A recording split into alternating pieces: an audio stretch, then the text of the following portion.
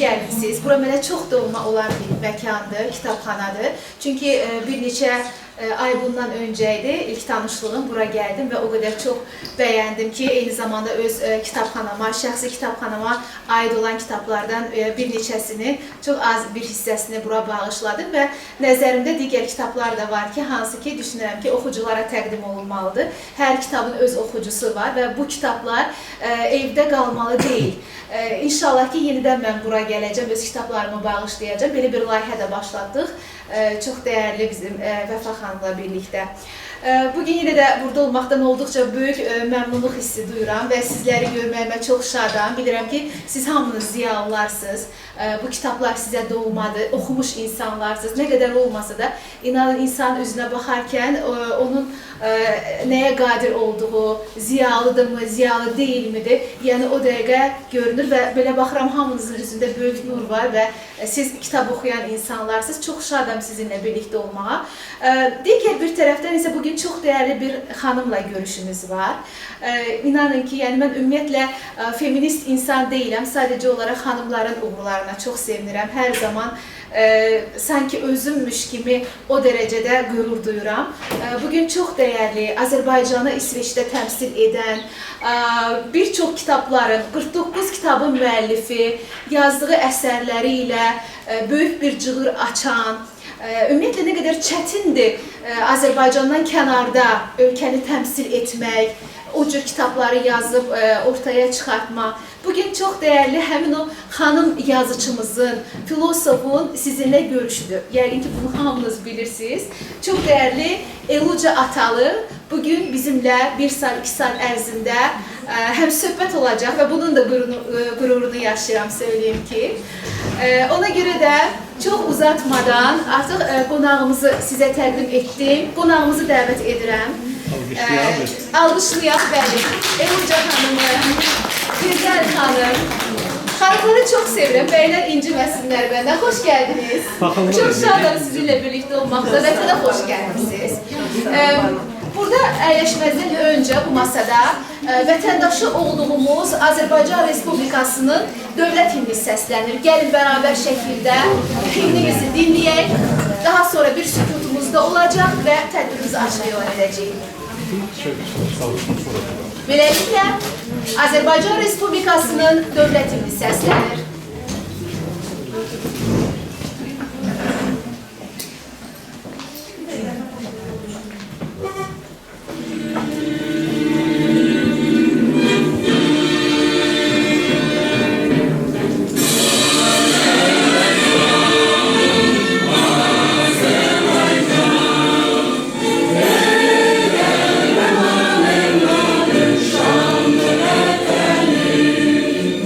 Sen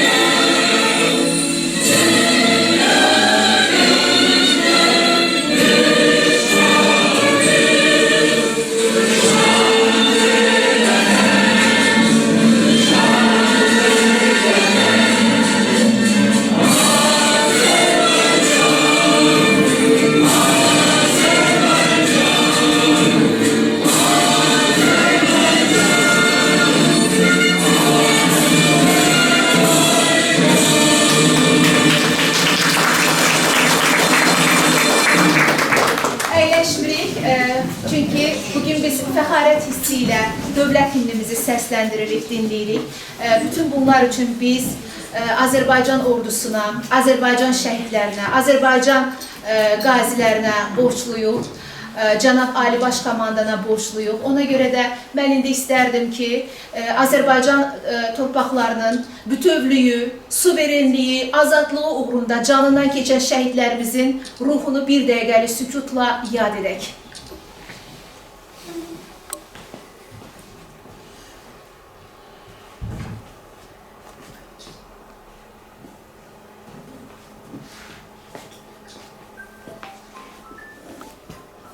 Allah rəhmət eləsin. Cəmi şəhidlərimizə, istər 1-ci Qarabağ Savaşında, istər 2-ci Qarabağ Savaşında dünyadan köçən bütün şəhidlərimizin ruhu şad olsun. Yəqin ki, cənnətdədirlər və bütün Azərbaycanın bu qələbəsini, bu zəfərini hiss edirlər, duyurlar. Və qonağımız, alqışlayaq, Uluca Atalının bir daha videomuz var, video çarxımız var. O video çarxı izleyebilirsiniz mi belə? Bu stullar sizə maneçilik törətmir ki. O zaman, bəli, izləyək video çarxımızı. Nərmanovla gəlsin. Konum atım sizə. Megabaytınız var mı? Eləcə Antalya Türk dünyası bütün Azərbaycan ideyasını təbliğ edən, yazdığı bir gündə maraqlı əsərlərlə gündəmə gələn dəyərli Gənclikdən Nərman Eləcə Atalı 19 noyabr 1966-cı ildə Neftçalar rayonunun Qol-Qarabağda kəndində doğulur. Orta təhsilini kəndlərdə başladıqdan sonra təhsilini davam etdirərək Bakı Dövlət Universitetinin Kitabxanaçılıq fakültəsini bitirir və Azərbaycanda kitabşünaslıq, yaranması, inkişafı, müasir mərhələ və perspektivləri adlı namizədlik dissertasiyasını müdafiəyə hazırlayıb. 12 yaşından şeir yazmağa başlayıb. Ədəbiyyata yeni fəlsəfi bədii miniatür janrını gətirib və bu janrda həmçinin hekayə, esse, mənsur şeir, publistika janrlarında yüzlərlə əsəri öz vətənində və xaricdə çap olunub və başqa dillərə tərcümə edilir.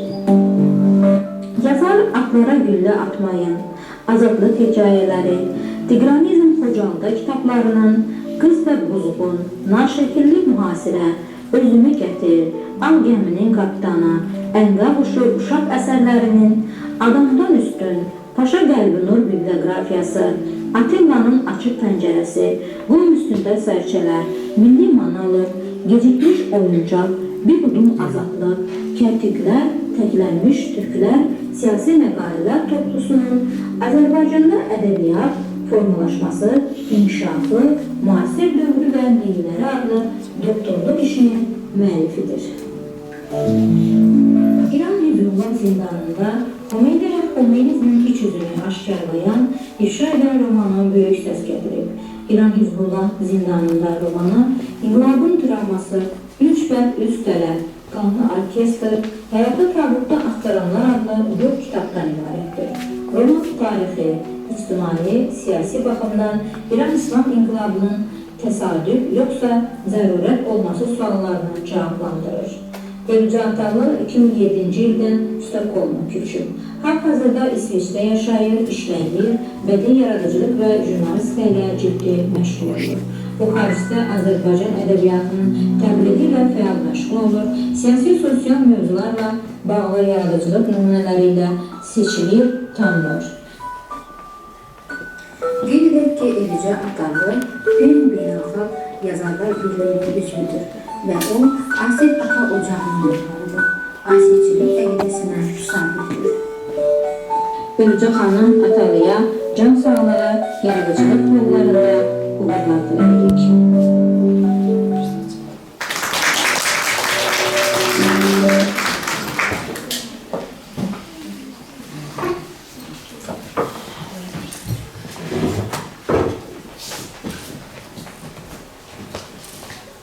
Bir daha sizi salamlayırıq. Vətənə xoş gəlmisiniz. İndi istərdim ki, siz gələn oxucularla, yəni oxucularla salamlaşasınız, öz ürək sözlərinizi deyəsiniz ki, mən suallarımı sizə ünvanlaya bilim. Çox suallarım var. Sizin hamınızı salamlayıram, xoş gəlmisiniz. Deməli, mənim haqqımda danışdınız, o ictimai fəaliyyət, kitablar, filanlar, amma əsas məsələni demək istərdim.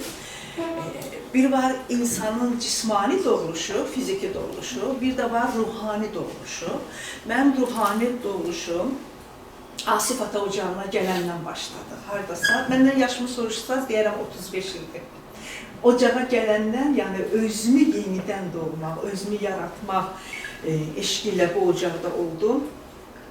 Və atadan El-Uca adını aldım. El-Uca, elin ucası, eli ucaldan. Ata ruhani sənətdə də, mərasimdə bunu oxudu ki, o yerin, elin, obanın evladı onu yüksəldir, yəni onu tanıdır. Bu yükü qoydu çiynimə.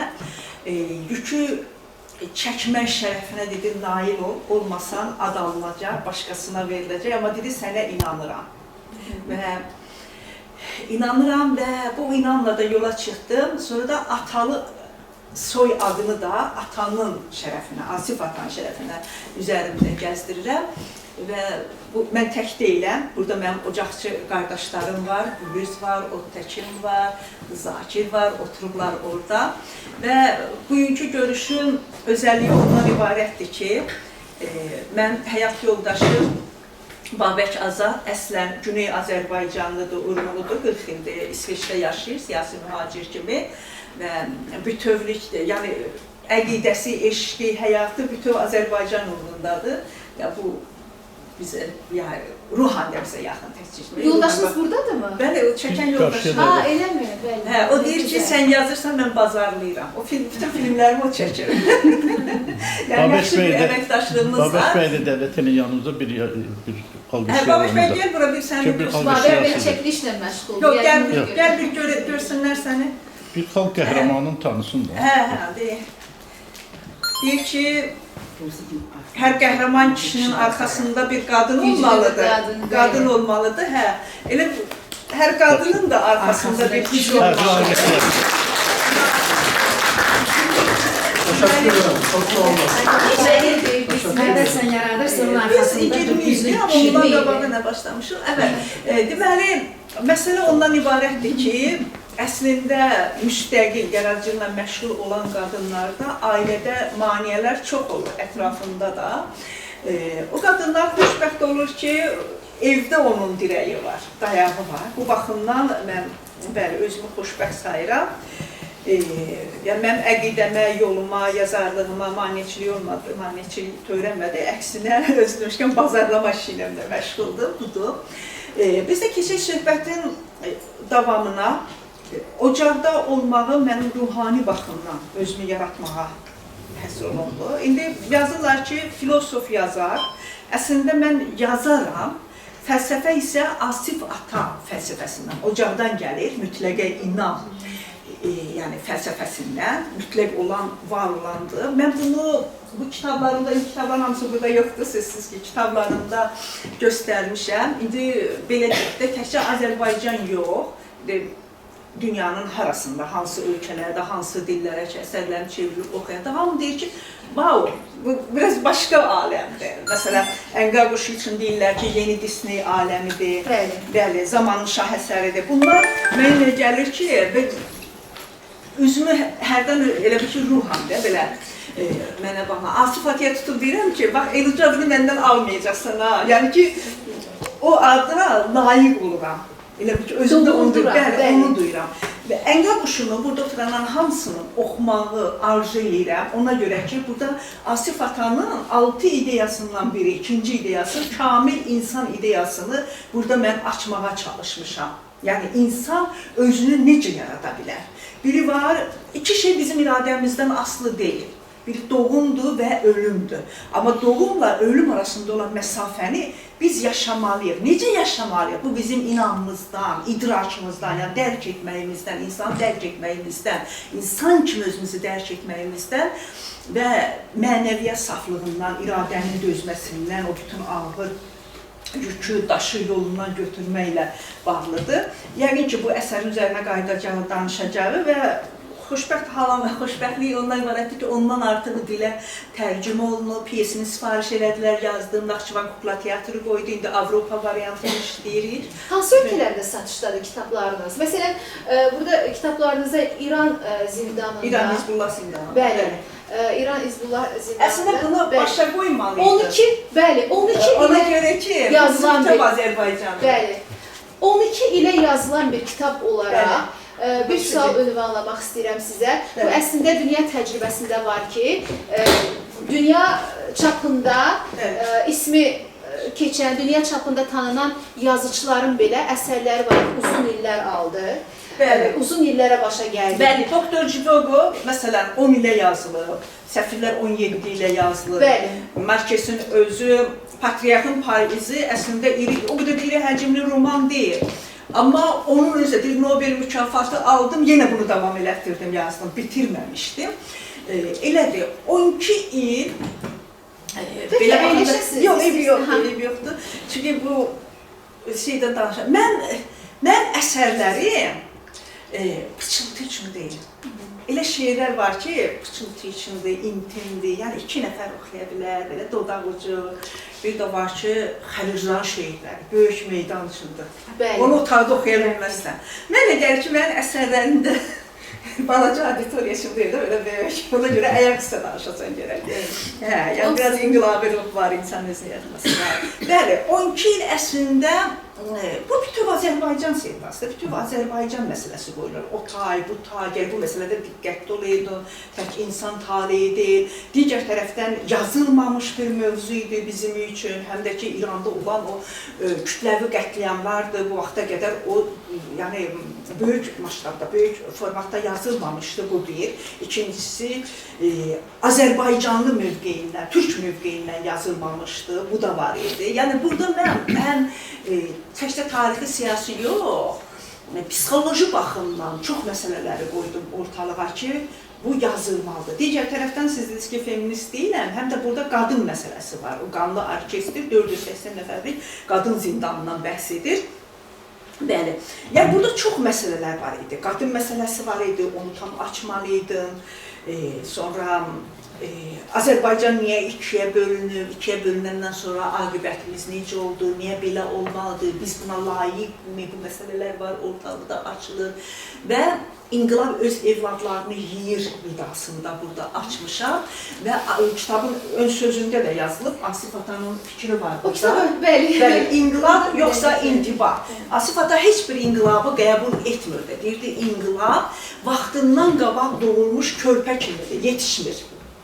Amma intibah olmalıdır. İnsan hal-hal, ağac-ağac kamilləşməlidir, dəyişməlidir. Bax, budur. Və əqidəsinə görə insanı asmaq, 12 yaşında qız uşaqlı, zindana atıb, yolda getdiyi yerdə təcavüz edir, sonra edam etmək həmin günü. Yəni, heç bir, dinə demirəm, heç bir insanlığa sığmır. Yəni, bəşər tarixində olmamış bir hadisədir, bizim millətin başına gəlir. Mən onları yazmışam. Və çox qəribədir ki, mənə suallar verirlər. Bu sizin fantaziyanızdır, yoxsa olmuş hadisələrdir? Yəni, bu deməkdir ki, hələ İranın için tanımırlar. Biz birləşməkdən söhbət edirik. Amma Güney Azərbaycanda gedən prosesləri bizim millət bilmir, tanımır. Məsələn, bir tərəfi də budur. Buyurun. Bitirəndə sualım. Bəli, digər tərəfi 12 il dediniz. Niyə 12 il çəkdi? Bəli, burada 100-dən artıq insanla müsahibə götürmüşəm. Dünyanın hər yerinə səpələnmiş Azərbaycanlılar. Məsələn, tutaq ki, bizdə bu indi gündüzdür, Amerikada gecədir, nə bilim, Kanadada, tutaq ki, Sidneydə, hələ onlar yatıb. Yəni, elə zamanı uyğunlaşdırmaq, Skype-la, WhatsApp, e-mail, bunlara suallar yönəldirdim. Məsələn, zindanda, 16 yaşında zindana düşüb, edam altında yatmış qız uşağıdır. Ona 50-dən artıq suallar vermişəm. Sadəcə insan haqları, amnistiya komissiyasından gəliblər, yoxlayıblar, görürlər bu uşaqdır, insan haqlarına uyğun olaraq, beynəlxalq insan haqlarına uyğun olaraq 18 yaşına çatmamış adamı edam etmək olmaz. Ona görə onu buraxırlar. Əsəri oxuyanda özünüz görəcəksiniz, yəni çox psixoloji məqamlar var orada. İstəmirəm geniş şəkildə danışım, öz marağınız da ölər ki, onu oxumayasınız. Buyurun, sualınız varsa danışın, bir dərdli deyincən olar, ona görə. Çox xoşdur, severək dinləyirik sizi. Bəzən belə fikir var ki, yazıcı, şair yazdığı haqqında təhlil verməməlidir, oxucunun ixtiyarına buraxmalıdır. Mən buna razılaşmıram, çünki birinci, oxucu auditoriyası, yazıcının laboratoriyasıdır. Necə ki, kimyavi laboratoriya olur, ta ki, ədəbiyyatda filanda, hansında bir laboratoriyada təcrübə keçirsən, yazıcılar da təcrübəni oxucu auditoriyasından keçirsən, əsəri oxuyub, onun sifətindəki o reaksiya, mimika, tutaq ki, onun sualları, şərhləri, səndə belə bir hal yaradır ki, o nəyi mənimsəyib, nəyi mənimsəməyib, nəyi zəif vermirsən, nəyi qabarıq vermirsən və ya nəyi yazmalısan. Özün onu təhlil edirsən. Həm də ki, mən bir söz deyim ki, hətta orta məktəbdə belə oxuduğumuz kitablar var ki, müəyyən yaşdan sonra o kitabı bir də oxumağa ehtiyac duyuruq. Çünki insanın müxtəlif yaş dövrləri var ki, o onu tam qavraya bilmir. Əslində yazıçının nə yəni orada göstərdiyini tam qavraya bilmir. Hər yaşda insan bir cür dərk edir həyatı, kitabı, yazıçını. O baxımdan düşünürəm ki, yazıcı bu baxımdan yəni yardımcı ola bilər oxucusuna istiqamət verməkdə. Mən sizlə tam razıyam. 5-ci sinifdə oxuyanda mən Turgenevin Mumu əsərini oxudum və orada çox ağlamışdım, təsirlənmişdim. Dərs vəsait idi. Və sonra hardasa, belə deyək də, bəlkə də 40 ildən sonra Ovçunun xatirələrini oxudum. Turgenevin çox gözəl təbiəti təsviri əsərləri var. Bəli, onu götürüb təkrar oxudum. Düzdür, yenə təsirləndim. Təsirləndim o itin taleyinə, yəni ki, ona layiq deyildi. Əslində, sevgiyə layiq idi. Sadəcə, bəlkə də yaş, həyat təcrübəsi, bəlkə də ölüm o qədər görmüşdük ki, bəzi hisslər elə bilmirəm, ölmüşdü, adiləşmişdi, yoxsa həyat təcrübə məndən o göz yaşını aldı, o uşaqlıq göz yaşını. Bax, belə bir şeylər var. Daha fərqli şəkildə dərk elədiniz. Bəli, başqa bir tərəfdə. Məsələn, sizə bir şey deyim. Mən uşaq vaxtı da Qoca və Dənizçini oxumuşam. Tələbə vaxtı oxumuşam. 30 ildən sonra, məsələn, bu təyyarəyə minməmişdən qabaq, götdüm bir də açdım oxudum. Yarımçı da qalıb. İndiki oxumağı və yazıcı oxumağıdır. Orada yazıcının fəndlərini öyrənmək istəyirəm. Təsvirini, insanın təbiətə münasibəti var, dənizə, məsələn, balığa münasibət var. Balıq bu şərəflənir ki, böyük balıq tutub, amma onu aparıb sahilə çıxartmaq var. Və burada bir məqam var, gecədir, qaranlıqdır, dənizin ortasıdır, yorulmuş quşdur, böyük su quşudur da. Deməli, bu qonmağa yer tapmır, gəlir, bunun çəkdiyi avarın üstünə qonur, yorğunu almaq üçün. Bax, o məqamı tutmuşsuz ya yox, heç yerdə ədəbiyyatda verilməyib. Yəni, quş belə baxanda tanımadığı bir adamın gəlib çiyninə qonmaz, ağacın üstünə qonmaz, əlləşmiş quş deyilsə. Amma orada bir məqam var ki, orada balıqçı da yaxşıdır, çarəsizlikdən. Yorğundur. Əgər o yorğunu almasa, dənizin ortasına düşəcək, boğulacaq. Belə bir məqamda var idi. Buyurun. Elnuca xanım, siz İsveçdə yaşayırsınız. Artıq neçə ildə orada yaşayırsınız? 18-19 ildir. Məsələn, bu kitabı yazarkən düşündünüzmü? Bir çox, məsələn, tarixi faktlar var ki, bəlkə arxiv materialları tapmaqda sizə çətinlik törətdi. Yəni, hər halda İsveçdə oturub bu kitabı yazmaq, bir də var ki, o tarixi faktları daha arxiv materiallarına söykənərək, bəlkə araşdıraraq, daha zəngin edə bilərdim deyə düşüncəniz oldu mu? Yox, elə bir şey olmadı. Niyə görə? Birinci, mən insanlarla ünsiyyət saxladım. Təsəvvür ki, hər zindanda olub çıxmış, edam altında yatmış o qadınlar var ki, hər kəs yanında edam olunmuş 15 qadının taleyini danışdı. O qədər çox hekayətlər oldu. Digər tərəfdən tarixi savadım var idi, bu bir. İkinci bir tərəfdən yazda belədir ki, birinci materialı yığırsan, analiz, sintez, təhlil filan, axırda gəlir yazı prosesi. Tarixi, belə deyək də, o bünövrən bir şeylərdir. Bir də ki, o mövqe ki qoymuşdu, artıqları atırdım, yəni o sistemləşdirmə getdi da. Deməli, 10 il intervyu müsahibələri götürdüm, görüşdüm, adamlar dəfələrlə görüşdüm, evində oldu, tələbə yoldaşlarım idi universitetdən. Yəni, belə materiallar yığıldı, üst-üstə qalandı. 10 il yığdım. Deməli, 2021-ci il, yanvar ayında 11 dənə intervyu verdim. Azərbaycan, Özbəkistan, Türkiyə, TV, filan yazılar, yəni çox gərgin və özümə söz verdim ki, fevralın 1-dən oturacam, tam olaraq bu romanı sistemləşdirəcəm. Çünki iş vaxtı mümkün deyildi, onu da azad etmişdim. Və fevralın 1-i durdum, qapını bağladım, bütün o 10 ildə yığdığım materialları düzdüm evin yerinə və gördüm 1 yox, 4 kitab edir. 4 kitabda sistemləşdirdim və ondan sonra da başladım yazmağa. Yazı prosesi başladı və tam olaraq 18 ay yazı prosesi həyata keçirildi. Növbəti sualımı vermək istəyirəm. Yəni, hardasa bir 10 il şeir yazmışsınız, nəzmlə məşğul olmuşsunuz. Bir çox yazıçıların həyatında bu proses gedir ki, nəzmdən nəsrə keçid olur. Bəs siz necə oldu nəzmdən nəsrə keçdiniz? Yəni, bu və digər sualımın ikinci bir tərəfi də olacaq. Məsələn, ananız, mən oxuduğum məlumata görə, ananız sizin kitab, şeir yazdıqlarınız şeirləri yandırıb. Yəni, bu ola bilərmi sizin nəzmdən nəsrə keçidinizə bir səbəb olub və ən əsası da ki, niyə keçid aldınız? Aha, 12 yaşından yazdım, 22 yaşında ilk dəfə ən şirin şey, yenə o da allegorik quşlardan bəhs edən hekayə idi. Deməli, bu hekayəni yazdım, harca bir yarım saata. Sonra universitetin ağzında oxuyurdum. Bunu müəllimimiz başa düşdü, danışımdan başa düşdü ki, yazarlığım var. Psixoloqdur, Rövşən müəllim, professordur. Minət xanım bunu yaxşı tanıyar və zaçot imtahanı idi. Zaçot verirdi psixologiyada. Mən ağzımı açdım danışmağa, qayıtdı ki, ver şeirlərindən oxuyum. Dedim ki, nə bilirsiniz şeir yazıyorum? Dedi, sənin danışımın şeiriyyətdir. Yəni belə, neysə beləcə. Artıq mən onda keçdim hekayəyə. Niyə görə? Çünki fikirlərimi şeirə sala bilmirdim. Təsvirlər çox idi. Bilməndə siz oxumusunuz ya yox. Məsələn, bu əsərdə bütövlüklə mənalar təsvirlə verilir. Məsələn, necə deyim sizə?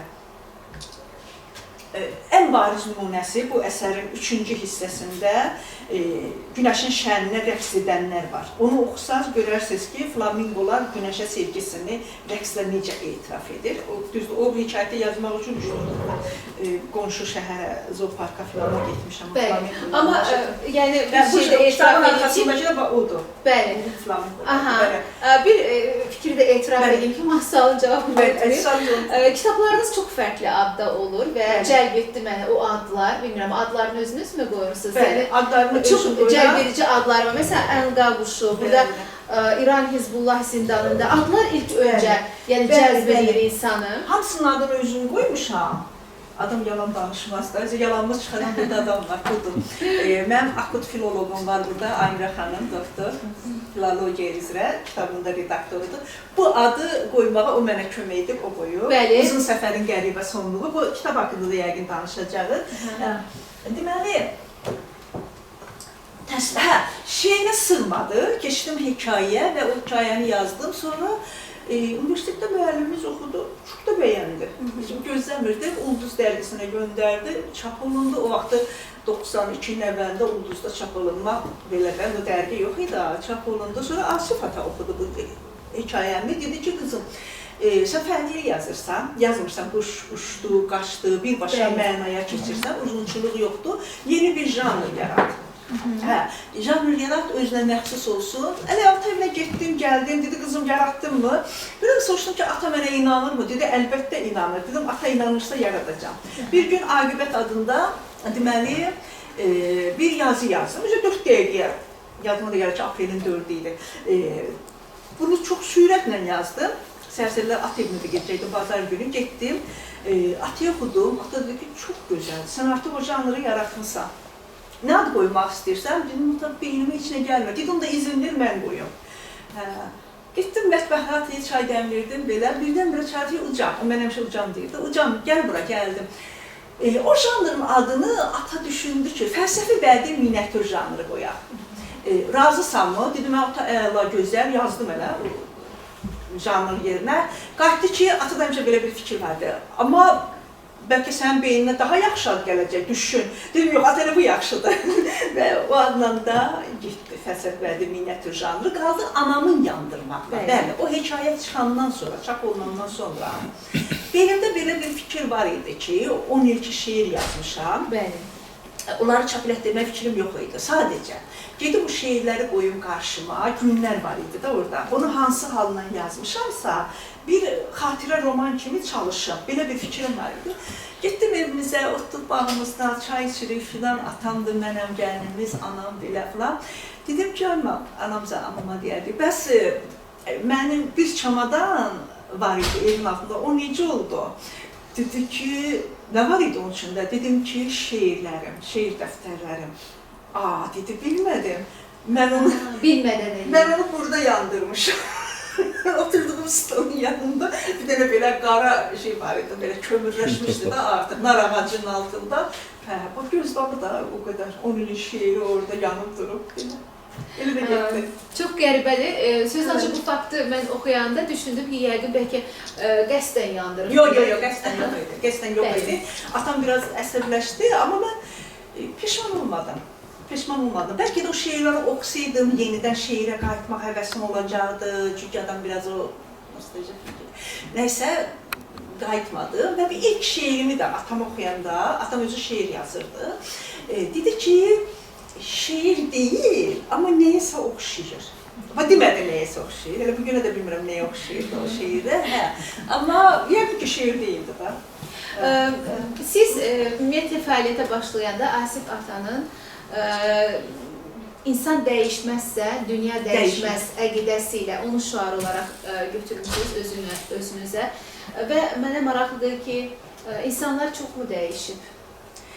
Bəzən deyirlər ki, məsələn, Ramiz Rövşən deyir ki, yəni insanlar da dəyişməyib, dünya da dəyişməyib. Yəni sadəcə olaraq yazıçılıq baxımından deyir ki, sadəcə yazıçılar düzgün şəkildə oxucunu qane edə bilmir.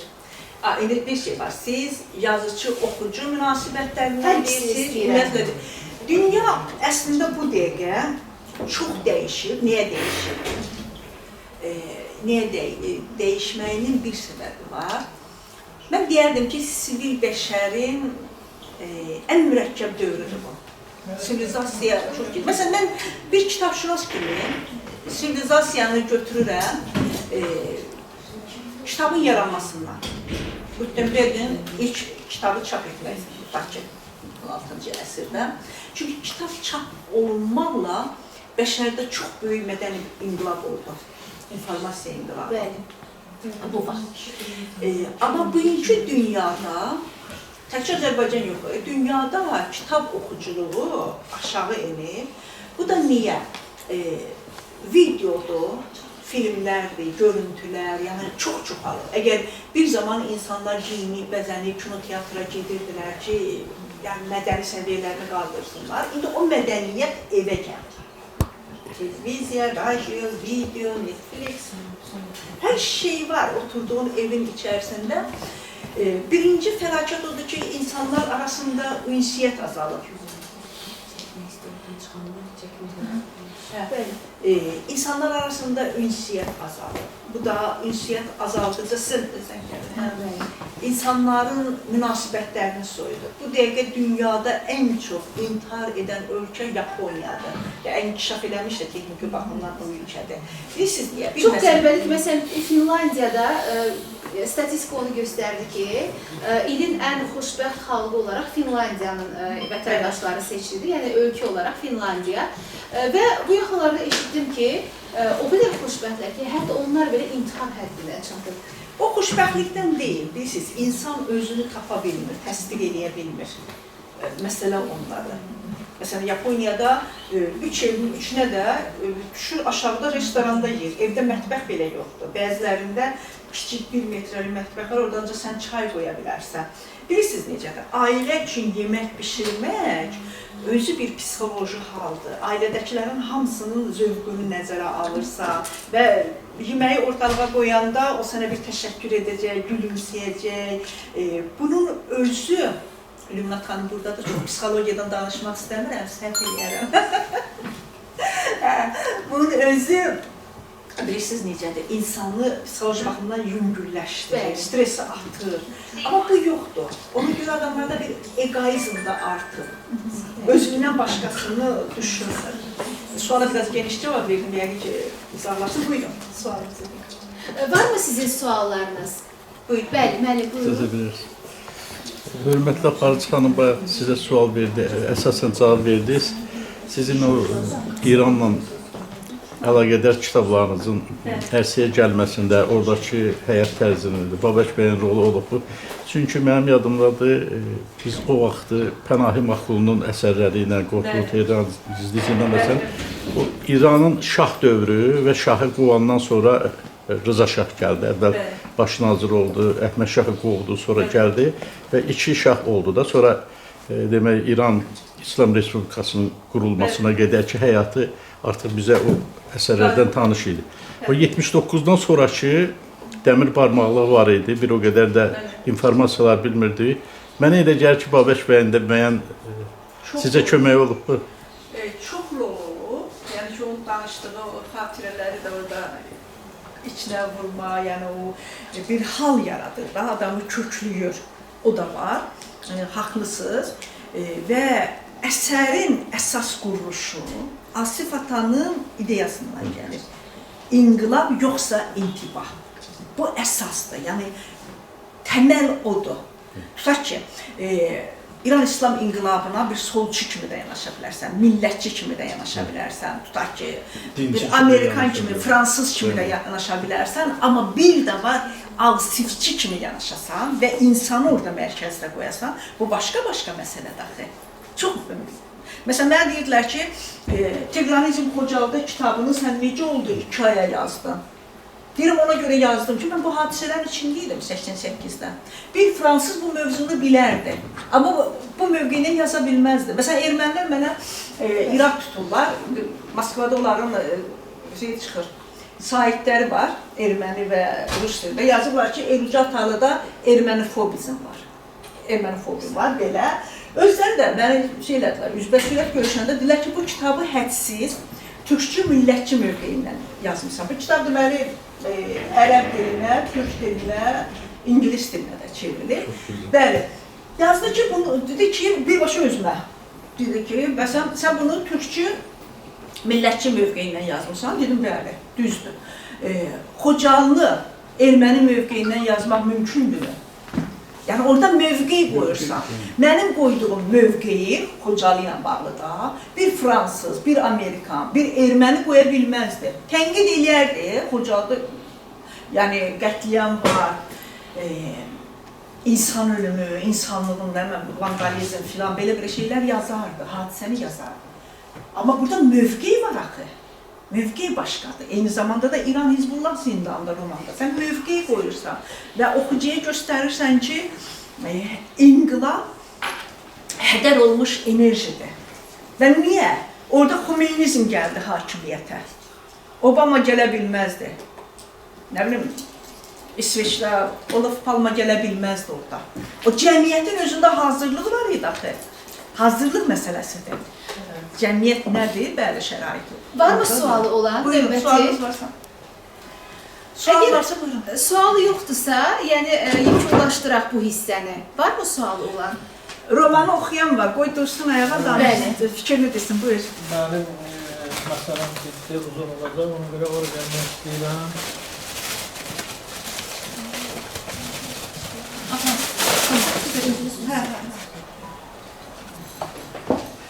Vay, sən bir... Siz əyləşin, mən oturana qədər bunu yazarsın. Qələminiz var, buyurun. Buyur, yazarım. Eminlər. Salam olsun. özünə, sözünə qiymət verən və başqa insanların da özünə, sözünə qiymət, dəyər verib ən gözəl nemətini, ən dəyərli neməti ayırıb bura gələn bax sizlərə. Xoş gəlmişsiniz, siz də xoş gəlmişsiniz. Çox sağ olun. Eluca xanım həqiqətən sözdən istifadə edərək insanlığın fövqünə çıxmış bir şəxsdir. Yəni bəlkə də başqa bir ifadədə demək olar, ancaq bir fərd olaraq şəxsdir, fərddir. Ədəbiyyatın, sözün qüdrətindən istifadə edərək nəinki özünü təkmilləşdirib, formalaşdırıb, eyni zamanda başqa bizim kimləri də belə sözün işığına yığıb, bura cəlb edib, təsir altına salıb demək olar ki, biz də ondan bəhrələnirik. Ən çox o bayaq məsələyə toxundunuz, video, görüntü, belə eşitmək məsələsinə. Evdə olanda da bir də görsən ki, tutuşmasan, Hamlet Saxanında danışır. Tez uşaqlarına dedim ki, oturun. Buna bir saat 1000 manat versən ki, gəl bizə bir saat leksiya oxumaz. Pulsuz danışır, oturun qulaq asın. Yəni, belə şeyləri dəyərləndirərək, əsas sizin bu beynəllərdən, seminarlardan iştirak edən özünüzdən ki, qulaq asın, dinləyirəm. Sonra əsərlərinizi oxumuşam. Ən axırıncı oxuduğum İran Hizbullah. Onun deməli, sizin burada, sizin kitabı oxumuşam, bu ayrı məsələ, qeydlərdən oxumuşam özünüzdə. Burada siz başqa bir işə də vəsilə olmuşsunuz. Deməli, mən bunu oxuyandan sonra nə vaxtsa öz yeniyetməliyimdə Əzizə Cəfərzadənin oxuduğum və yaxud da onun da belə danışına qulaq astığım qeydlər mənim yadıma düşüb aralar. Mən xahiş etmişəm onun oğlundan bütün PDF-ləri, kitabları göndərməm. Mən onları başlamışam oxumaq. Yəni sizə deyim ki, bunun haqqında fikir bildirəcəm, ancaq bizdən olmaz. Ancaq mən sizə onu açıq etiraf edeyim ki, bu kitabı Gülistan Ondan Fevralda bağışlayamışam bir Bakıda Universitetinin Jurnalistika Fakültəsinin 3-cü kitabı, oxuyur. Mən istəyirəm bunu mənim üçün qeyd edəsiniz və Tolstoy'un da bir yerə kitablarını oxuyandan sonra, hər də Sülhamiyə, nümunə çəkəndən, təbliğ edən, onun haqqında danışandan sonra etirafı boşuma gəlir. O etiraf da bu qaydadır. O özü də orada bir yerdə qeyd edir ki, axırda. Deməli, bu etirafı yazandan sonra o birlərin üstünə xət çəkə bilərdi. Bəlkə də bizim tərcüməsilər onu o üzrə tərcümə ediblər və rus dilində oxumamış. Azərbaycan dilində oxumuş. Sizin də indiyə qədər olanlardan tanış olduqlarım içərisində mənim üçün ən qiymətli olanı budur, həqiqətən. Ona görə istədim ki, bunu mənim üçün imzalayasınız, mən bunu öz kitabxanamda saxlayamam. Ne güzel. Hansı ülkelerde satışdadır kitaplarınız? Maraqlı. Bir siz dediniz, Azərbaycanda var. Əgər kitabı alıb oxumaq istəyən naşir buradadır, Bürüzatalı onunla əlaqə saxlayıb, hər kəs kitabı əldə edirlər. Müəllim də bayaq toxundu, bunu axtarım. Mən bundan ötəri sizə də sərgiyə getdim, heç birində olmadı. Axırda dedilər ki, ancaq qanun nəşriyyatının özündə. Bu müəllimin eyni söylədi. Gəldim, oraya gözlərim hoşum açıldı, kitabı tapdılar. Sonra gətirib, bizdə mən də baxdım, ya kart var, ya da ki 100 manat var. 100 manata da xırda olmadı. Bunu almaqdan öyle düşüb getmişəm marketdən, nəsə bir dənə şaqalaq almışam. Gəlib sonra pulu vermişəm, var. Nəyə gətirirəm? Hər şey ortada var, amma əldə eləmək çətinləşir. Kişi də gedib oraya deyir ki, ala bilir. Amma orada var. Əzablı yolda var. Qanun nəşriyyatında var, oradan almaq olur. Ümumiyyətlə, nə qədər tirajdan çıxıb və bu kitabı çıxardanda qarşı tərəfdən nəsə bir təpki falan oldu mu sizə? Bunu istəyərdim. O cür deyil, təpki olmamalı. Yox, başqa bir sual. Olmamalı. Kim tərəfindən? O xanım o tərəfə nəzərdə tutur da. O tərəfdə olmamalıdır, niyə? Məncə olmamalıdır. Kitab niyə? Kitabı nəyə təqdir etsinlər? Yəni daha da dərindən yaza bilər. Amma bir məsələ var. Ən ciddi mesajları kitabla ötürüblər. Hətta Sovet dönəmində Sovet dönəmində icazə olmadığı halda belə kitabla yazıb ötürülmüşlər. Heç nə edə bilməzlər, başqa şeydir. Amma təhdidlər var. Təhkid edəndə danışırlar, danışsınlar. Çox sağ ol, təşəkkür edirik. Uzaq danışın. Onların hamısını qoyub bir kənara, danışdan bütün nə qədər danışmaq olar. Heç məndə vaxtını almaq istəmirəm. Hə. Bunu mənim üçün imzalayarsınız. Sonra sizə belə bir kiçik hədiyyə məzmunları.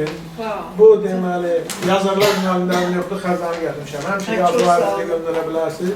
Və siz, xanımlar buradan siz təqdimində dedilər, P-nin üzvü, oranın üzvü. Sizə xatırladım ki, Eluca xanım bizim Azərbaycan Yazıcılar Birliyində fəxri üzvüdür. Bəli, 12 nömrəli vəsiqəni Anar müəllim mənə göndərir. Fəxri üzvüdür. Ora qədər olan məsələlərə danışmaq lazım deyil, yəni göndərir. Və biz də Yazarlar Camiyyəsi adından, Yazarlar Camiyyəsi adından sizi fəxri yazar. O da fəxri yazar, bu da fəxri yazar. Valla hər yerim fəxri. İraq Türkmen Yazarlar Birliği'ndə Bir nəfər elə şəkil çəksin ki, mənə də göndərər sahibisi. Fəxri yazar. Mən hər yerə sizə. Çəkilər bilər.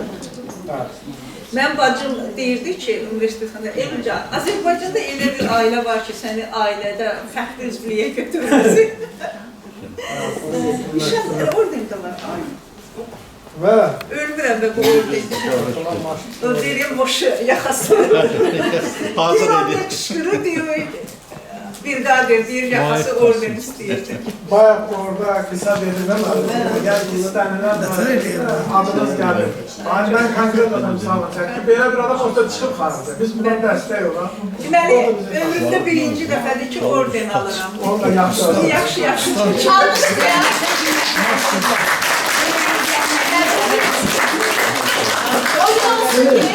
Nobel mükafatı alasınız. İnşallah. Eluca xanım, bunu arzu edirik sizə. Sözdə İnşallah. onsuz da sözdə deyil, amma bu rəsmi şəkildə. Baxsanız bizim fəxri yazarımızdır. Azərbaycan yazısına bilir, fəxri üzvüsüz. Bəli. Bu günə qədər fəxr eləmişik və ümidvarım ki, bu gündən sonra bu fəxri fəxarəti daha da artacaq. Və çalışdığımız qədər də əlimizdə olanın da dəstəyi. Çox sağ ol, çox sağ ol, çox Mənim sağ ol. kitabımı da imzalayacağım. İmzalı göndərəcəm. Gül dəstəmiz Deməli, var. mən hardasa 2-yə qalmış çıxacam inşallah. Bəli, biz bitiririk. Bizim digər bir hissəyə keçid almağımız lazımdır. Alqışlayaq bu çiçəklər. Eluca xanımdır. Üstündə qeyri-adi güllərdir. Xanımlar bir çiçəkdir. Çiçəklərə də çiçəklər yaraşar. Bu mənim kitablarımın redaktorudur. Bəli. Onun Neçə kitabını redaktör eləmişsiniz? ən az. Bütün kitablarım 3 kitabı, amma həmişə yazanda buna məsləhət edirəm. Amma adını qoyacağım Akut Slova. Həmişə mənə yardım edir. Aynur xanımın da sözü var danışacaq. Gəlgini də alqışlayırıq. Onlar sizlərdir. Və hamınıza yəqin ki, əslində Eluca xanım haqqında məlumat gedəndə bildiniz ki, Eluca xanım əslində kitabxanaçılıq fakültəsini bitirib Bakı Dövlət Universitetini. Ona görə də görüş üçün məhz bu kitabxananı seçib. Bu kitabxanada o qədər ziyalı, kübar insanlar fəaliyyət göstərir ki, yəni adamın ruhu dincəlir burada. Vəfa xanıma dərin təşəkkür edirəm. Vəfa xanımın komandasına, gözəl insandır, mutlu insandır Vəfa xanım. Bütün komandasına təşəkkür edirəm. Bir də layihə rəhbəri Nərminə xanım Qafarlıya, Bakı Şəhər Mədəniyyət Baş İdarəsinin üzvü Nərminə xanım. Bu layihə o qədər gözəl layihədir ki, daha çox vaxtlarda mən aparıcılığını həyata keçirdirəm. Ziyalı insanların oxucularla görüşü, tamaşaçılarla görüşü bir ayrı bir insanın qəlbinə zövq verir. Bəli. Aynur xanım söz demək istəyir. Buyurun. Qısaca bir qeyd edəcəm. Elcan xanımla biz həmyerliyik. Elcan xanımı mən çox balaca yaşlarımdan tanıyıram. Elcan xanımın nə qədər zəhmətkeş olduğunu, nə qədər çalışqan olduğunu, qısa bir zaman ərzində nə qədər böyük işlər görə bildiyinin şahidiyəm. Həm o rayonda, doğma kəndimizdə yaşadığımız dövrdə, həm də sonradan birlikdə işbirliyi etdiyimiz dövrdə də Elcan xanımın çox zəhmətkeş olduğunu, çox fədakar olduğunu və dayanmadan öz üzərində çalışdığının şahidiyəm. Və Elcan xanımla demək, az öncə müəllif imzası istəyən yoldaş dedi ki, bir şey olmaz. Amma mən Elcan xanımın bu yazdığı, xüsusilə İran Hizbullah zindanında əsərinin demək, ortaya çıxandan sonra nə qədər təhdidlər aldığını biz bilirik. Və Elcan xanımın bütöv Azərbaycanla bağlı gözəl ideyalara sahib olduğunu bilirik.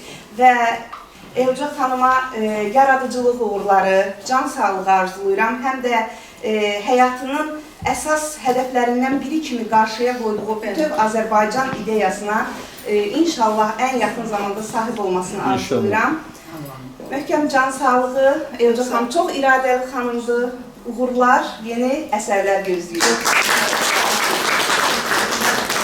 Aynur xanımın sözünə qüvvət deyəcəm. Rusiyanın 24-cü kanalıdır.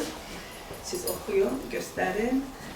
Bəli. Bu xırdası da elə son olduğu üçün deyirəm. Yəni o qədər gəlir ki, Bəli, burada belə bir başlıqdadır ki, məşhur yazıcı atasını öldürüb. Yəni belə bir başlıqda yazı çıxır. bəli. Sual İranın hər bundan halda- göndəriblər və deyirlər ki, səni biabr eləyəcək dünyada, ona görə göndərib, göstərib deyirlər. Ya belə şeylər çox olur. Güya siz öldürmüşsünüz Atoğuz'u. Hə, güya. Hə. Doğrudan rəhmət edəcək Atoğuz yoxsa yox? Şeydi böyük rəhmətlər. Çoxdandır. Amma siz Amma öldürmüşsünüz. həkimlər öldürüb məni. Zarafat. Nə qədər həkimlər öldürüb, səhv iynə vurublar ölüb. Ya mən bilmirəm haranın yazısıdır, amma Allah. bu Kur'an oxuyan həkimlər də bizim üçün bir O bəladır. da billah. Allah səbəbsin. Amma bir məsələ də var ki, əcəl gəlməsə, həkimlər insanı öldürə bilməz. Yəni harda olursa olsun, əcəl gəldimi? Yəni O fikirlə var.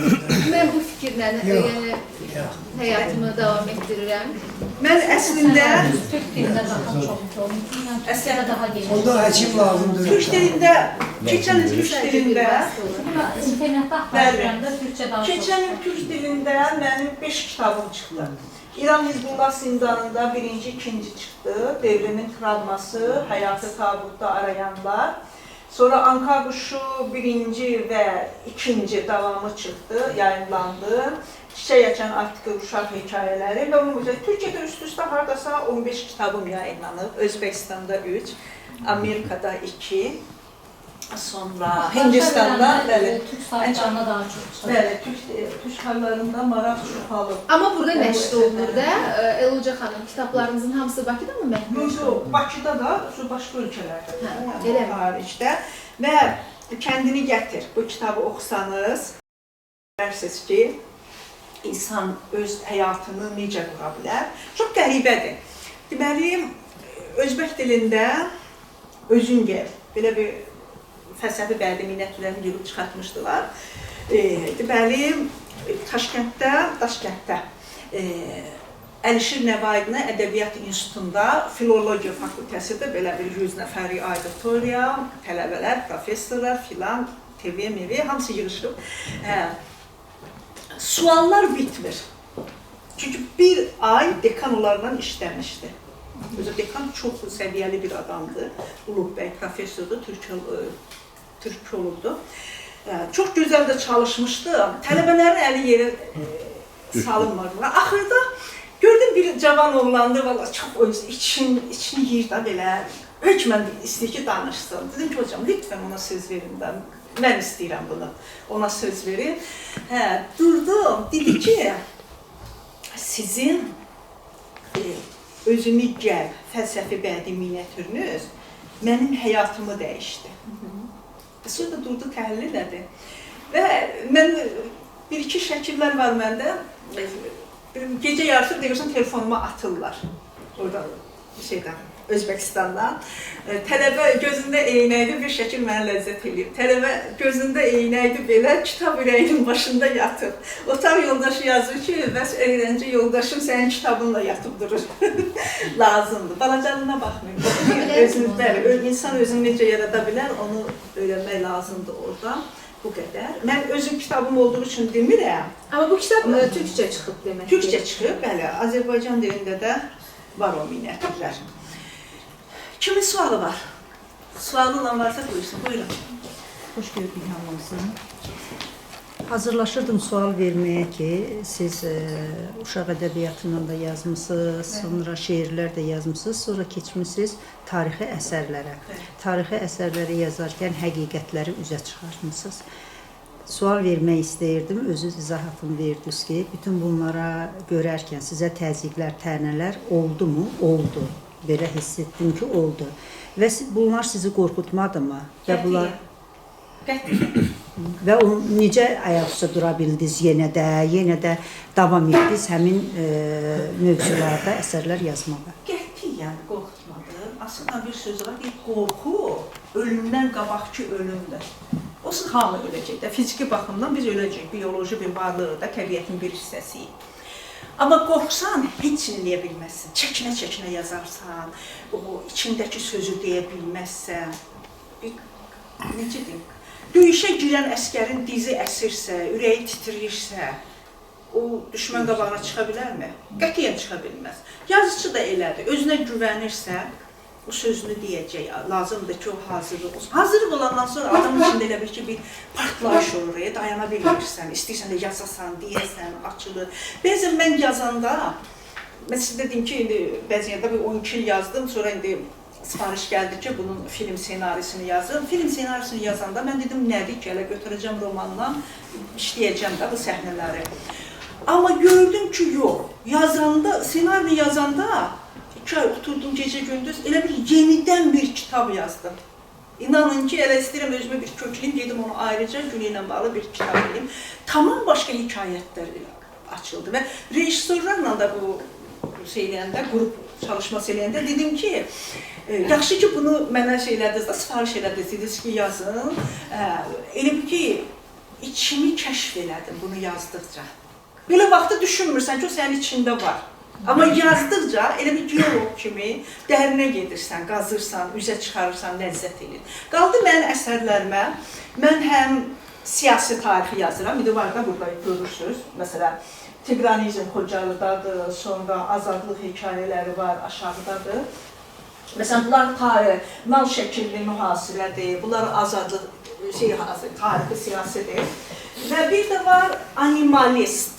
Yəni təbiətdən yazan. Təbiətdən yazan yazıçılar adətən dünya ədəbiyyatında ovçu olurlar. Edward məsələn Thomasdır, Kanadalı yazıcı, əsli ingilisdir. Ən böyük məsələn animalizm ədəbiyyatının banisi odur, o qoyub. 18 cildlik təbiətlə bağlı əsərləri var. Məsələn Turgenevin əsərləri, tutaq ki, Ovçunun xatirələri dünya ədəbiyyatında böyük səs salıb. Ya belə, amma o yazıçıların əksəriyyəti kişidirlər. Çünki kişilər ovçuluqla çox məşğul olurlar da. Bir də bioloqlarda bu yön var. Kimi yazıçılıq imkanı, yəni o istedadı var, odur. Və çox qəribədir ki, kitab rus dilinə tərcümə olunanda Rusiya, Azərbaycandan bir institut, Türkiyə və Çindən belə bir şey keçirmişdilər, konferans keçirmişdilər internet üzərində və hamısının da yekdil qərarı belə olmuşdu ki, mənim bioloji təhsilim var.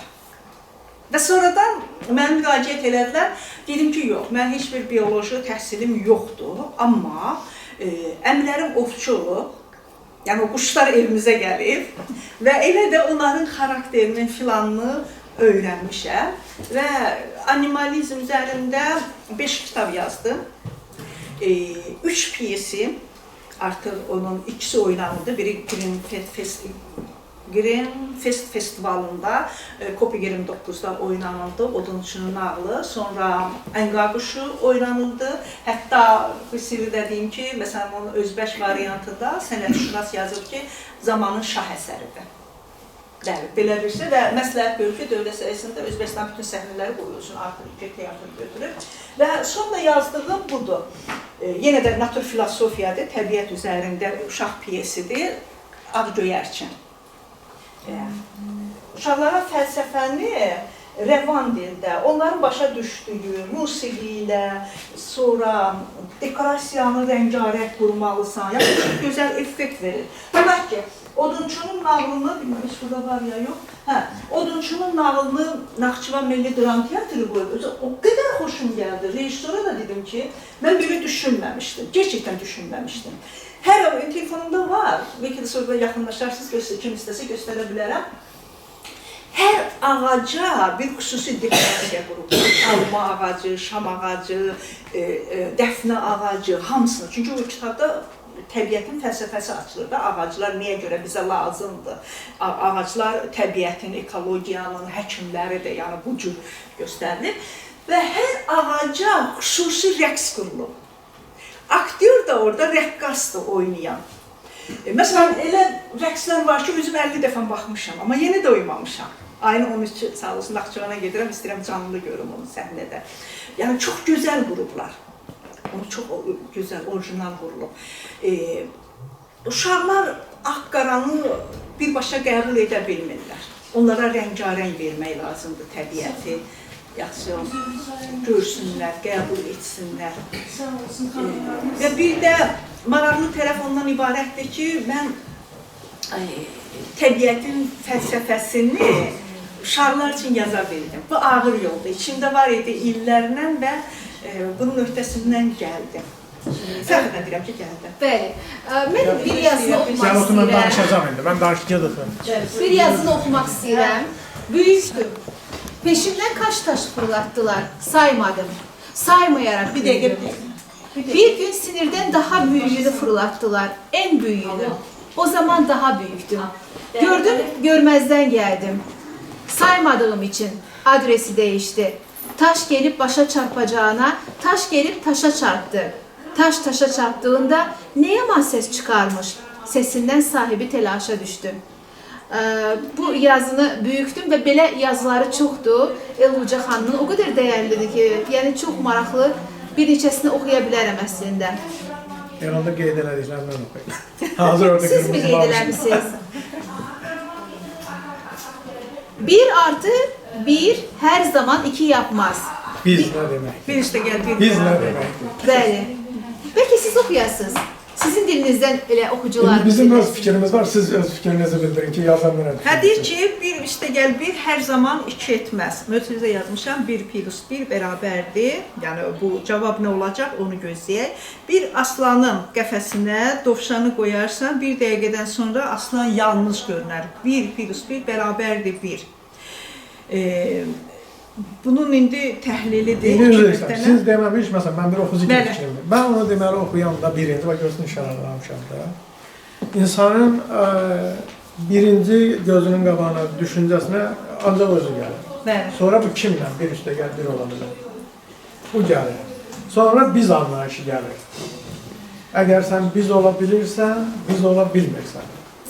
Hər üstə gəl, 2 üstə gəl, 1 üstə gəl, 1, 2 olmadığı kimi hər iki şəxs tərəf olmuyor bir qədər ki, biz ola bilmirik. Həyat adam var ki, illərlə bir-birini görmürlər, tutaq ki, bir üstə, biri burada Bakıda, amma onlar bizdirlər.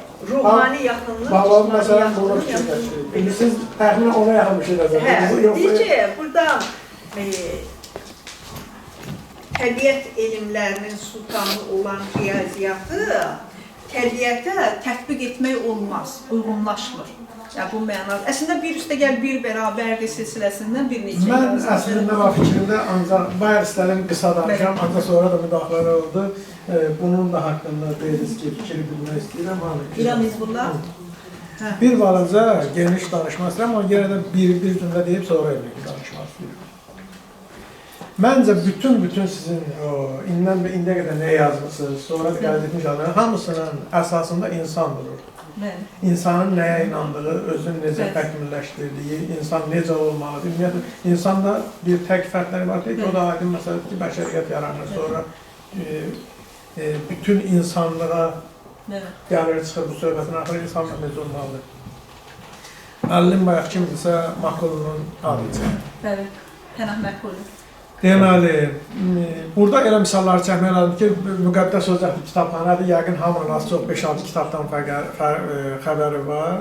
Məsələn, elə nümunələrin əsasında söhbəti bir 10 dəqiqə qurban olar ki, hamı təxminində olsa nəsə hüküm götürsün. Deməli, mən söhbətimi bir 10 dəqiqə çıxışı qururam. Jack Londonun Martin İdeyin üzərindən, yəqin ki, kiməsə tanışdır. Makulunun Səttarxanın üzərindən. Sonra hamıya məlum olan demək ki, Əli və Ninonun üzərindən.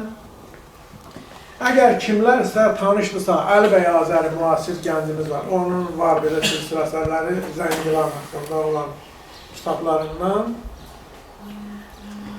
Söhbət yox ki, əsas səbəbkar Eluza Atalıdır, buradadır. Bunun hamısını bura söyküyürəm, nədir? İran Hizbullah zindanında. Əgər indi müəllim adını çəkdir, Səttarxandan Makulunun Səttarxandan tanışdırsa, adi bir epizod deyirəm orada. Hamımız oxumuşda, o uşaqlığından axıra qədər, vəfatına qədər orada bir məqam var. Deməli, gənc heç yanında iş tapır, məcbur olur, nə qədərsə rüşvət verir, emniyyə jandarmaya qoşulur. Deməli, bizim bu müharibələr başlamamış, istər daxili qoşunlar maxəsi olsun, istər milli order maxəsi olsun, qiyməti 5.000 idi. Yəni də bunu niyə gizlədik ki, kimin ailəsinə xidmət elə bil ki, İnsanlar öz gülləsini 5.000 verib bəri başdan alırdılar. Və o güllə ilə görüşəcək, görüşməyəcək. Gedib hər gün sənin o 24 saat orada xidmət edirsən, elə bil onun üçün hazırlaşırsan. Bu bir tarixi həqiqətdir. Biz bunu hardan görürük? Bu il, bu əsrdə görürük və indi real şahidiyik. Makludan öyrənirik ki, deməli onda da belə olur. Və sizi inandırım ki, heç nə dəyişməyib. Bu ümumi ictimai vəziyyət haqqında, quruluş haqqında, insanların davranışı haqqında oradan onu öyrənirik. Əli və Ninonu orayla calayanlar. Əli və Nino həcmi az olsa da, o demək olar ki, mən onun bütün müxtəlif yazılarda həmişə standart indiki romançılıq üçün nümunə kimi göstərirəm ki, geri gələndə müəllifi də mübahisəlidir, heç kim dəqiq demir ki, kimin məsəl üçün. Ancaq həcmi də, bütün təsvirlər də hamısı standartdır. Oradan biz adi insanın bir Azərbaycanlının yemək yeməyindən tutmuş, Dağıstanda vəziyyətin necə olmağın, Cənubi Azərbaycanda Şah sarayında və yaxud da bəylərin, əsilzadələrin evində, kasıb evində necə hamısını öyrənirik, görürük. Hətta ermənilərlə olan münasibət. Bütün hər şey, bəli. Hətta orada görürsünüz ki, müəllifin maraqlı bir məqamı var. Tutar ki, Şuşadan bəhs edir, İsa bulağı adı çəkilib, başqa bir bulağın adı çəkilir. Eşiyə gəlsə onu tanımır. Və yaxud da orada nə qədər Azərbaycan bəyləri var, o Hatəmxan ağa məsəl üçün görürük. O bir kinoda var. Burada yerə başqa bir yerə gedir. Belə mübahisəli məsələlər çoxdur. Amma biz onun üzərində dayanmırıq. Bizə faydalı olanlardan söhbət edir ki, biz nədən faydalana bilirik özümüz üçün və buradan nədən faydalanacağıq. Bu İran Hizbullah zindanında az çox bizim də məlumatlarımız olmağından, ədəbiyyatlardan öyrəndiyimizdən gördünüz, oradan Makludan misal çəkdim. Və bugün sizin bəxtiniz gətirib belə bir yoldaşla da Neçələr şeydə demişəm ki, uruma axan göz yaşımdır. Yanağımda duz olubdur, məsəl üçün də. İndi hamının öz şeyləri var. Hə, bəxtiniz gətirib ondan da sözsüz ki, istifadə eləmişsiniz. Hansından? Müəllim Babək bəydən. bəxtiniz gətirib, istifadə eləmişsiniz. Mən ona Əməyi donmaq olmaz. Sonra özünüz gördüklərinizi eşitdiyinizdən, tarixdən. Yəni ki, bunu mən məsəl üçün Makronun Səttarxanı ilə müqayisə eləmək istəyirəm. Və yaxud da Lev Tolstoyun Hərpət sürgünündə və yaxud da ki, o Martin İlden'də yazıcı özünün nələrini siz sonra Qoca və Dənizdən misallar çəkin. Burada hər şey əladır. Siz təsvirləri də gözəl verirsiniz. İstər siyasi cəhətdən, insanların orada yaşayışından da, uşaqların, xüsusən qız uşaqlarının indiki oradakı taleyinə, bəlkə ondan da vardır. Bizə indi ancaq belə müxtəlif görüntülərdən, yazılardan məlum ki, nədir, Türkistanda bu saat Çinin əsarətində onlar əziyyət çəkirlər. Yəni ki, bizim aciz məsəl üçün elə məsələn rayonunda kəndlərimiz var və ya da şəhərin özündə elə ailələrimiz var ki, orada qızlar nə çəkirlər. Bunun hamısı qaçılmazdır həqiqət. Siz qarşıya qoyduğunuz məqsədə nail olmuşsunuz kitabda. Amma mən bunu eşitmək istəyirəm. Qarşıya qoyduğunuz məqsədə nail olmuşsunuz. Orada deyirsiniz 3 hissə, 4 hissə var. Deməli 3 hissədə demək olar ki, heç bir problem yoxdur. Bayaq mən orada qısa dedim ki, Əzizə Dəfəzadənin plan məsələlərini oxuyuram. Burada yeganə problem cüzi olsa nədə ola bilər? O gündəliklərdə. Orada da ki, bu 50-nin 50-yədir. Yəni, bu mənim bir fikrimdir. Sizə sözsüz ki, yazan siz müsahibələri götürürsünüz. Adi, bunu ən çox qiyməti verənlər kimlər? İndi bizim özümüzdə də polis şöbəsində işləyənlər və yaxud da o gündə, o hər gün adamlarla əlaqədə olanlar. Tutaq ki, bir adamı 10 gün azca GPZ-də sağlayıb, hər gün onun danışına gətirənlər daha doğru analiz edirlər ki, necədir, onlar daha dəqiqdir. Hər halda bədii əsərdir. Orada da işi axsadan nə ola bilər? Siz özünüz də qeyd elədiniz ki, mən onu eşidənə qədər özümdə çox belə qaranlıq fikirlər vardı ki, niyə elədi? Siz müəyyən o gündəlik kimi təqdim elədiniz materialları üçüncü şəxs elə bir kimin haqqında danışır. Orada müəyyən aksımalar ola bilər. Yəni, hər şeyi görməyib, hər şeyi deməyib, bəlkə də özlüyündə də biraz artırmalar artırıb və yaxud da nəysə, necə deyib və yaxud da ki, həqiqətən orada nədir ki, belə də yerlər, qurumlar var, hər şey standartdır. Elə bir alimdə hazır siyasi var, eyni şeylər təkrar olunurlar. Belə də ola bilər, bəlkə də orada belədir. Ümumilikdə götürəndə sizin bütün bir şəxs kimi, bütün insanlıq adına gördükləriniz fəaliyyət həqiqətən bugün olanlar onun heç belə %1'in qarşılamır.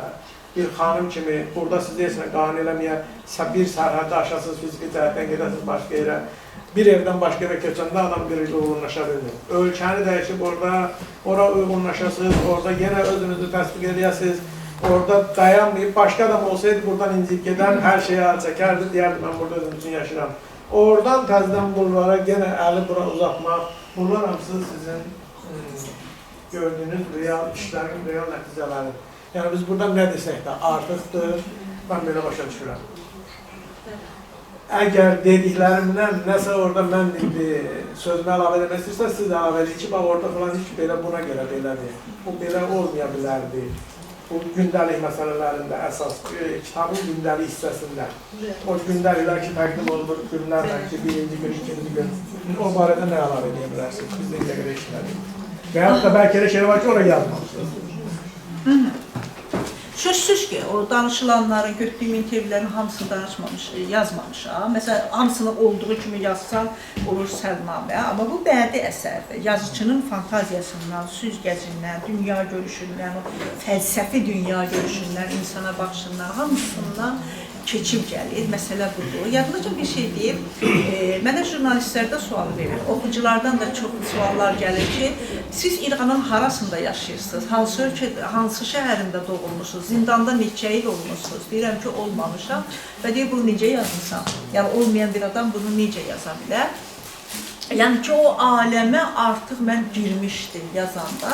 Bilmirəm, siz o axsamaqdır, çolaq məsələsini haradan tapdınız? Yox, çolaq məsələsi yox. Bax, mən bu sözü eşidib söhbətini davam eləmək istəyirdim. Deməli, söhbət nədir? Yaxşı. Söhbət nədir? Bax, bayaq ki, misallar çəkdim. Biri yazıcı idi, məşhur yazıcıdır. Lev Tolstoy özü yazmaqdan qabaq hərbiçi idi. Yəni, o mərmi onun yanına düşüb o cür partlamasa, o heç vaxt onun mərminin adi partlamağını təsvir eləyə bilməzdi və yaxud da münasibətləri eləyə bilməzdi. İndi Əli bəy Azəri yazır, gözün qabağında olanları cüzi bədiləşdirir, publisistika hiss olunsa da. İndi əsas üstünlük, bax, qəhrəmanlıq budur ki, siz oraların heç birində olmadan, yeganə bu müəllimin xatirələrindən, özünüzün... Yox, xatirələri və 100-dən artıq insandan İcazə verin, söhbəti yekunlaşdırın mən. Sizin yəni üstünlüyünüz, müəllimin xatirələri və o topladığınız o müsahibələrdir, bəlkə də başqalarıyla çoxlu söhbət eləmişsiniz, bəlkə bizim burada görmədiyimiz başqa videolar, filmlər görmüşsünüz. Yəni bu siz aydın məsələdə bu da emalatxanaya yeməyin mənası yoxdur. Bunların hamısından istifadə eləsəz də siz bədii əsər yaratmışsınız. Və orada bir əsas məqam da var ki, siz öz əsərinizi yarada başqa bir məşhur əsəri də orada təbliğ edirsiniz. O, başqalarının, o qız uşağının oxuduğu kitabı. Bəlkə də çoxunun ondan xəbəri yoxudur, onlar məcbur onu da oxuyurlar, oradan daha da əlaqə yaradırlar. Ancaq mən o gündəlik məsələsində yenə də fikrimi üstə qalıram ki, yeksənəklik var. Bir-birinin sanki hər gün başqa-başqa adamların verdiyi müsahibələr deyil də. Elə bir, ya eyni adam hər gün eyni şey, hər dəfə aparıb gətirib eyni şey. Belə. Oxucunun müxtəlif fikri ola bilər. Ondan da ona aydınlıq gətirmək istəyirdim, aydınlıq gətirdim. Çox sağ olun, sizə teşekkür ederim. Yazdı, bəli, düşünürəm ki, Gələcək planları. Bəli, Elnuca xanımın gələcək planları ilə bağlı. Buyurun. Gələcək planlarımız.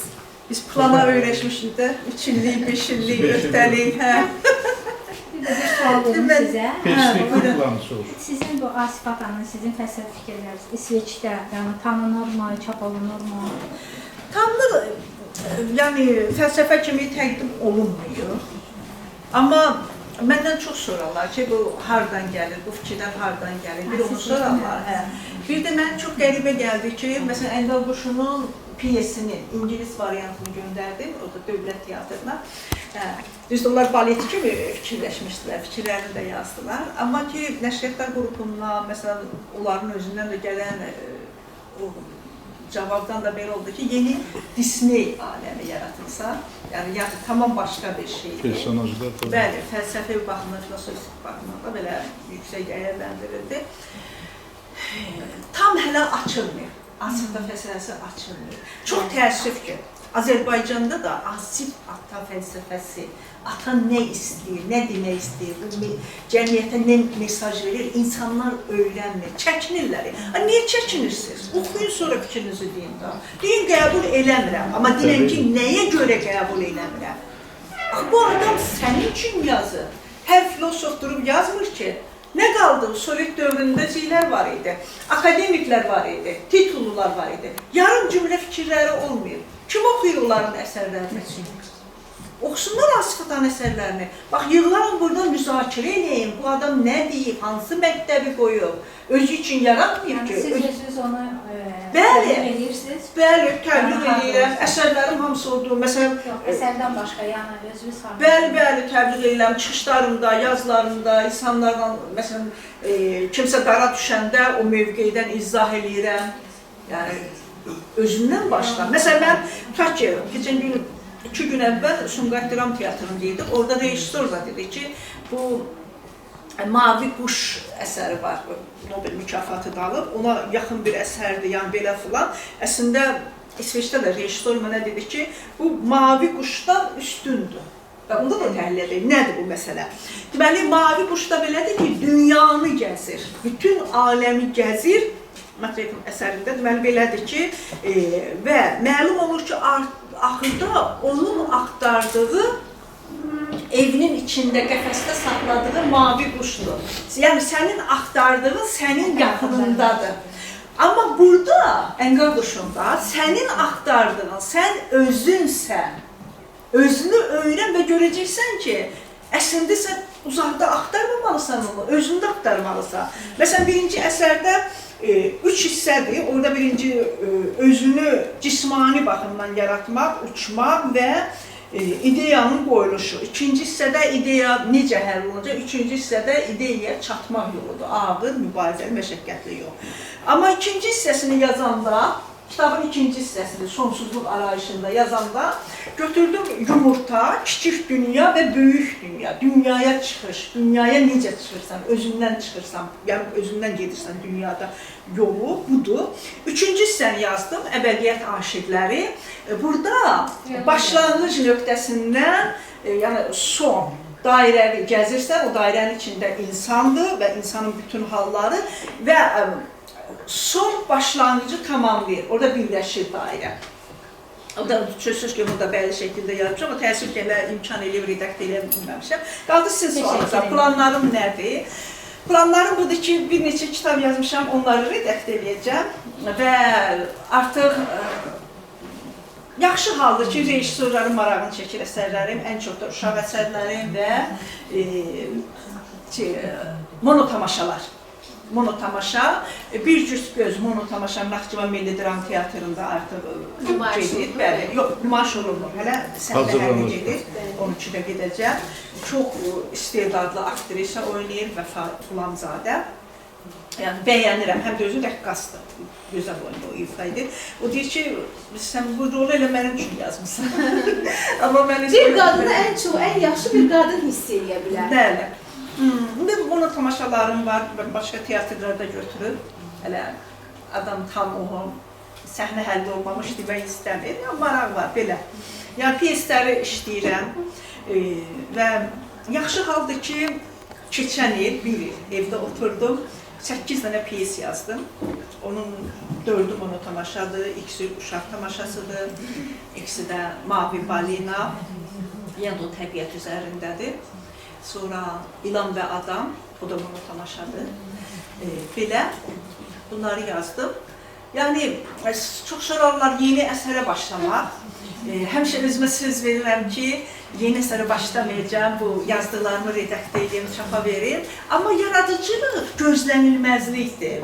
Birdən-birə gəlir. Nə gəlsin? Mən sizə çox təşəkkür edirəm. Bir fikir söyləmək istəyirəm. O xanımın da sualı var. Bəli, ünvan edəcəm. Buyurun, xanım. Xanım, təşəkkür edirəm ki, siz bizim vətənə gəlibsiniz. Vətəninə gəlibsən. Özüm Qarabağ qazisiyəm, həmşəhər ailəsiyəm. Həm də vətəndə, vətənim, mənim vətənim Gürcistan olub. Amma vətənə gəlib burada qulluq eləmişəm.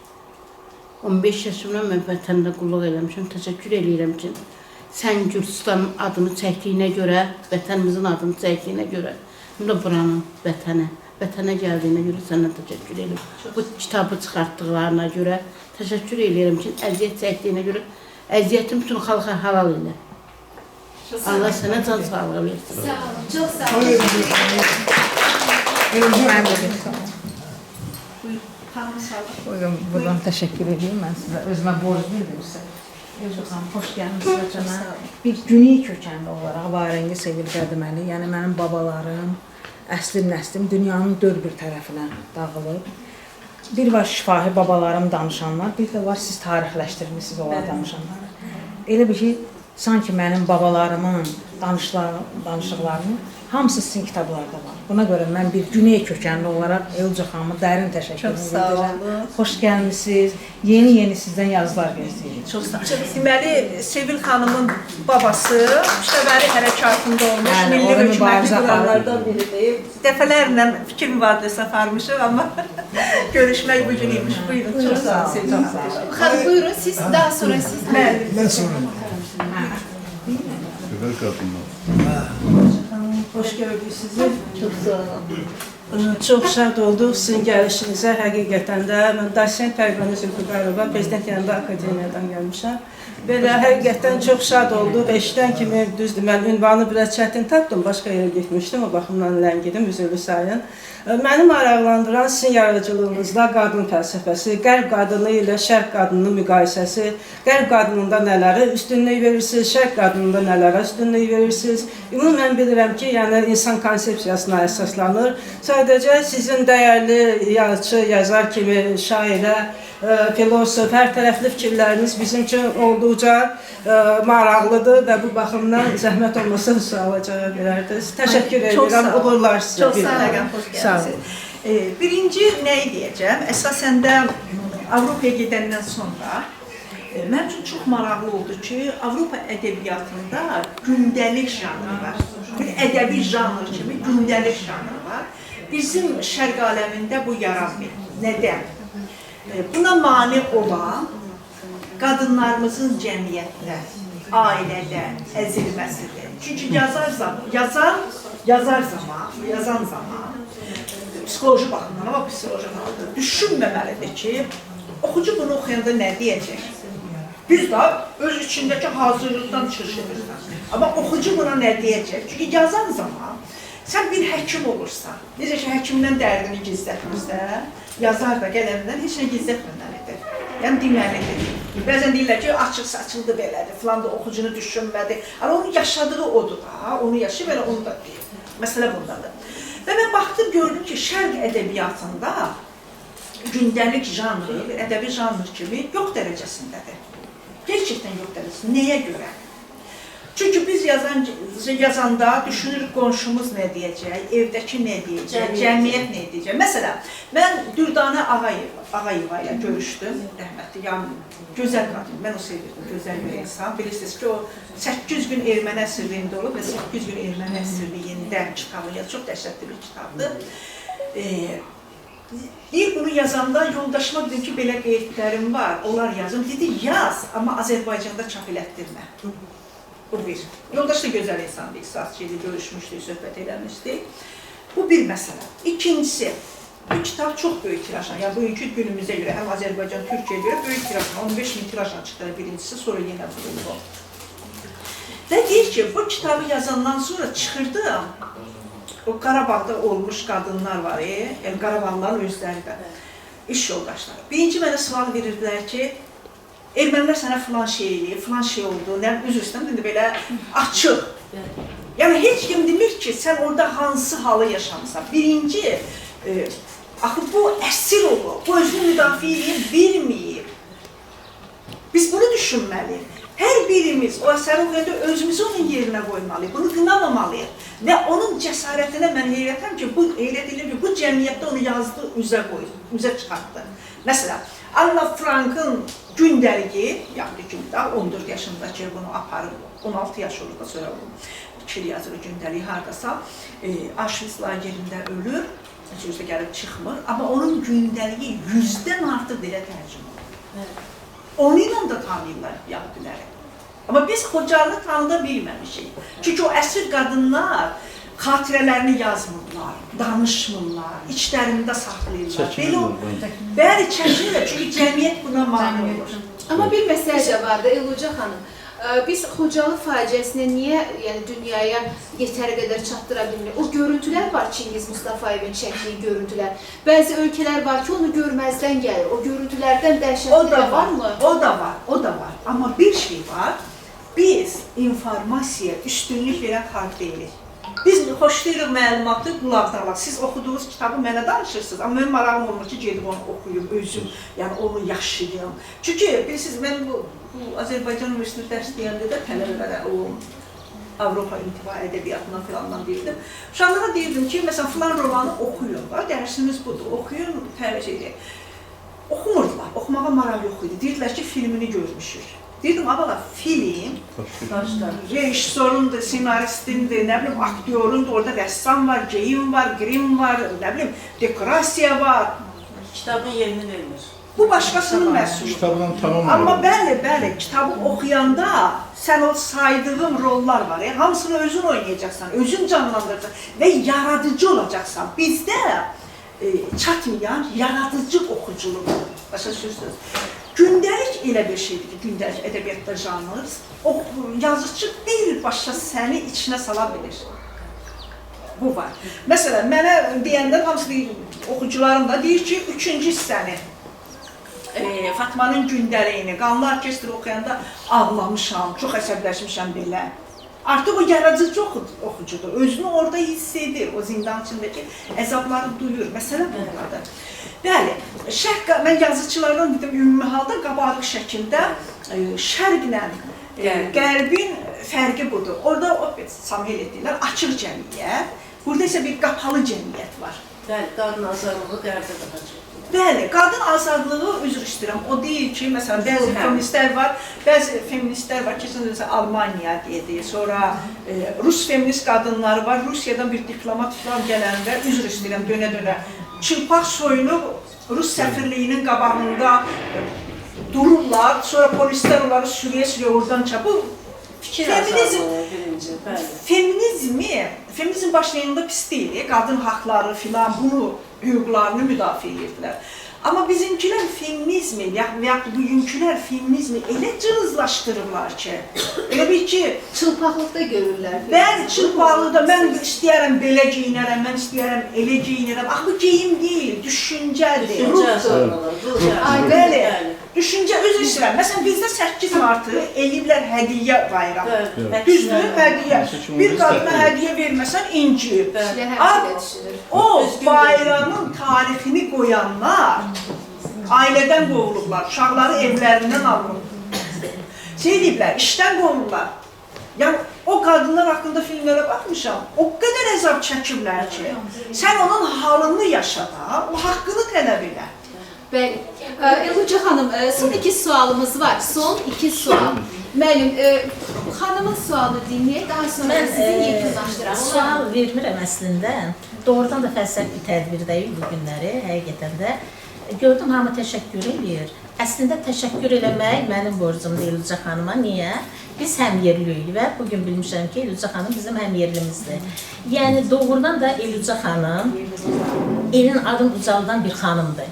Xarici görkəmi ilə, geyimi ilə, keçimi ilə, mənəvi nətər deyirlər, aləmi ilə, idraki ilə əsl fəlsəfi bir qadındır və mən çox təşəkkür edirəm ki, bizim düzdür, Azərbaycanı bölgələrə bölmürük. İstər-istəməz deyirik də, bir hadisə olanda, pis olanda utancaqlı keçirdirik, yaxşı olanda fəxr edirik.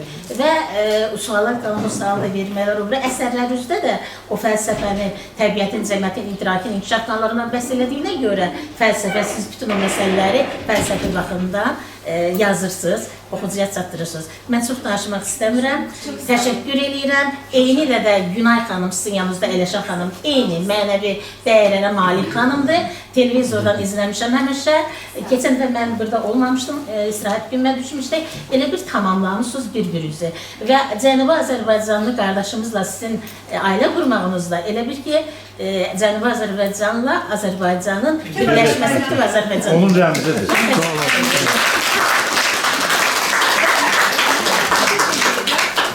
Azərbaycan bizim xəyalımız, hülyamız deyil. bizim çatacağımız Məqsəd. nöqtədir. Müstəqilliyimiz bütövlüyümüzlə bağlıdır. Asif Ata deyir ki, Azərbaycanın Qarabağ problemi, Azərbaycanın siyasi problemləri Azərbaycan ikiyə bölünəndən başladı. Qarabağla konflikti o vaxtdan başlayıb da, əslində 200 ildir, indiki deyil ki, və siyasi çıxış yolumuz, Qarabağın bir yolluq həlli bütün Azərbaycandan keçir. Bax, bunu yaddan çıxartmayaq və hamımız bütün Azərbaycan yaşamalıyıq. Bəli, sonda bir fikir söyləmək istəyirəm. Məndə söz var, məndə söz var. Deməsəm də olar. Yox, yox. Sadəcə siz Elca xanım bu xalqın ən yaxşı təmsil edən nümayəndələrindən biri. Sizə niyə Yazıçılar Birliyinin fəxri üzvü, niyə üzvü deməyiblər? Niyə fəxri üzvü? Fəxri üzvü qeyri-millətlərə də verirlər ki... Baxın, Nümayəndəsi var idi. Fəxri üzvü birinci dəfə verilib Heydər Əliyevə. O ya sürdür. Onu olar mən. O istəyirdi, orada deyil. Yox, siz bu millətin qızısınız. Bəli. Burada da yazırsınız, bu dildə də yazırsınız. Niyə üzdür bu yazıçılar kimi, Elçin kimi, nə qovisi kimi? Niyə? O anar mənimlə soruşlar, mən nə bilirəm. Amma nümayəndəsi buradaydı, heyif getdi deyəsən. Mən Elca xanım, sizə çox təşəkkürümü bildirirəm. Yəni, Mövlana'nın bir sözü var, deyir, yola çıxıb varmayan, yoldan çıxıb varan yoxdur.